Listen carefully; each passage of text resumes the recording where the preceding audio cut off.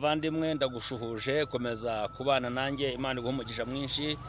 Uri kumwe na Ntambara Emmanuel nk'uko bisanzwe, tugenda duhurira hirya no hino kuri social media zitandukanye, kuri TikTok,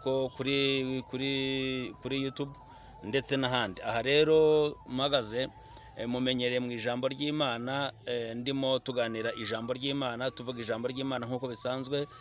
Turimo tuganira amagambo Imana impaye kumenya, ariko noneho banza urebe ino video, irebe iyi video.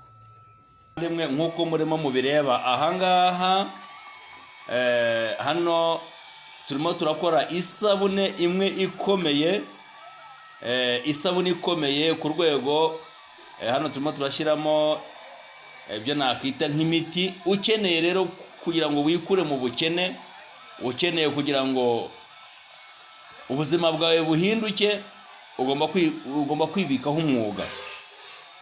Nkaba ngarukanye andi makuru, nkaba ngarutse nshaka kugira ngo tuganire, tuvugane, mbe nabagezaho uko ibintu ndimo mbitekereza cyangwa ndimo mbyumva.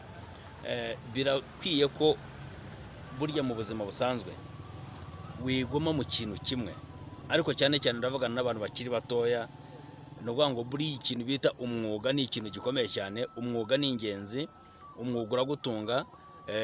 Gutegereza akazi ko mu mabiro, gutegereza akazi ko mu ofisi, ni ukuvuga ngo iyo myanya ni mikeya, ariko burya ikintu bita kwihangira akazi, kwihangira umurimo, ukaba washaka uburyo cyo wakora kugira ngo ubashe gukora ku mafaranga, ni ingenzi. Hanyuma rero ndagira ngo ngushishikarize kuba wakiteza imbere, ugakura amaboko mu mufuka ugakora, kandi nuvuga ngo ntugaye ibyo ukora, kuko byanze bikunze bitangira ari bitoya, ejo bikazaba binini. Nk'uko bisanzwe rero mumenyereye mu bintu bigiye bitandukanye, ariko uyu munsi nje ndimo ndabagira inama kugira ngo